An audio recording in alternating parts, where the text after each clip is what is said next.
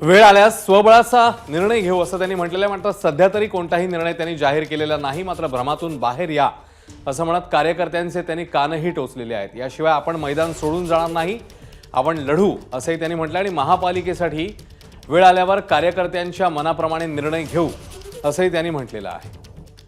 येणाऱ्या काळामध्ये महापालिका निवडणुका आहेत आणि त्या अनुषंगाने मग आता शिवसेना एकत्र लढणार की महाविकास आघाडीमध्ये लढणार या संदर्भात चर्चा सुरू असतानाच आता वेळ आल्यास स्वबळावर लढण्याचा निर्णय घेऊ असं म्हणतात उद्धव ठाकरे। या घडीची मोठी अपडेट आहे।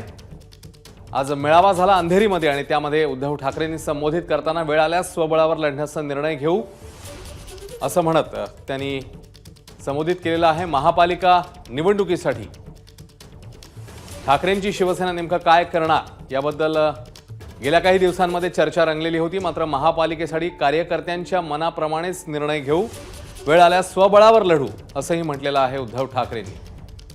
त्यामुळे महापालिका निवडणुकीत आता उद्धव ठाकरे देखील स्वबळाचे संकेत देत आहेत का अशी चर्चा या निमित्ताने आता पाहायला मिळेल, कारण आज वेळ आल्यास स्वबळावर लढण्याचा निर्णय आपण घेऊ असं त्यांनी म्हटलेलं आहे। अंधेरीमध्ये एक मेळावा पार पडला। आज शिवसेना प्रमुख बाळासाहेब ठाकरे यांच्या जयंतीच्या निमित्ताने हा मेळावा घेण्यात आलेला आणि त्यावेळी येणाऱ्या महापालिका निवडणुकांबद्दल उद्धव ठाकरे काय भाष्य करतात याकडे सगळ्यांचं लक्ष होतं आणि भाषणाच्या अखेरीस त्यांनी महापालिका निवडणुकीसाठी कार्यकर्त्यांच्या मनाप्रमाणेच निर्णय घेऊ, मात्र आपल्याला तुमची तयारी पाहायची आहे असं म्हणत त्यांनी निर्णय सांगितलेला नाही, मात्र गरज लागल्यास वेळ आल्यास स्वबळावर निर्णय घेऊ असं त्यांनी म्हटलेलं आहे।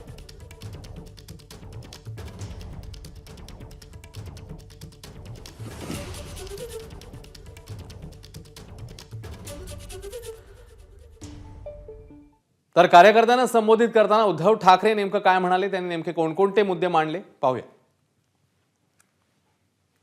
प्रथम जरा अमित शहांचा थोडा समाचार घेतो, कारण घ्यायलाच पाहिजे। उद्या परत येत आहेत, कुठे मालेगाव मध्ये जात आहेत का आणखीन कुठे जात आहेत, काय काय बोलून गेल्यात, काल काय बोलले त्याचा मी आज समाचार घेईन, उद्या काय बोलणार त्याचा मी परवा समाचार घेईन, पण समाचार मी घेणार, मी नाही सोडत। कारण अफजल खानाचा पवाडा तुम्ही ऐकलात ना, मिठी मारू तर प्रेमाने मारू, पण पाठीत वार केला तर मात्र वाघ नका काढू। हा महाराष्ट्र आहे।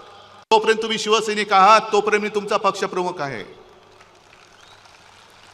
गद्दारांनी वार केले तर उद्धव ठाकरे संपणार नाही, गद्दारांना गाडूनच मी संपेन।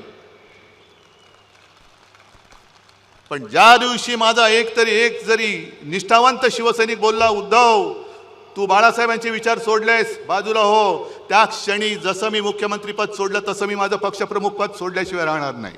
पण मी मुद्दामून आज ही जाहीर सभा घेतली, कारण एकदा कळू तरी द्या माझ्यासोबत आहेत तरी कोण, किती लोक राहिलेत। पहिलं मी तुम्हाला विचारतोय, तुमचा सगळ्यांचा माझ्यावरती विश्वास आहे की नाही? कारण अमित शहा तुम्ही माझी जागा ठरवू शकत नाही, माझी जागा ठरवणारी ही माझी अस्सल शिवसेना प्रमुखांनी दिलेली वडिलोपार्जित संपत्ती आहे।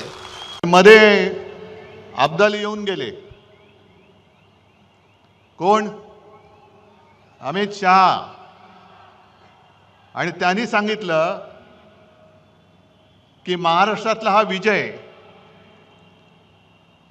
उद्धव ठाकरेंना त्यांची जागा दाखवणार आहे। ठीक आहे अमित शहाजी, जखमी वाघ काय असतो आणि त्याचा पंजा काय करतो ते तुम्हाला येत्या भविष्यात दिसेल। मराठी माणसाच्या नादी लागू नका। जिथे औरंगजेबाला झुकवलं तिकडे अमित शहा काय कुछ 30 झाड की पत्ती आहे। एबीपी माझा, उघडा डोळे बघा नीट।